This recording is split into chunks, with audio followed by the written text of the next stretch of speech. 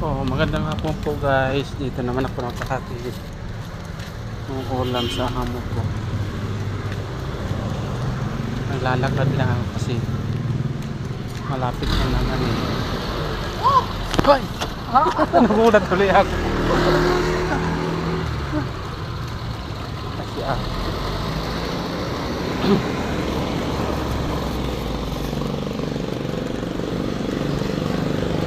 yan yung inatirang ko ng gulay.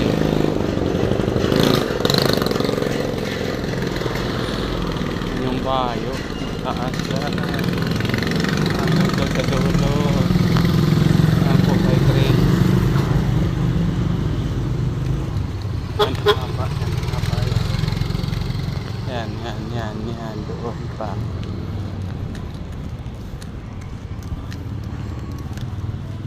Mayaman talaga.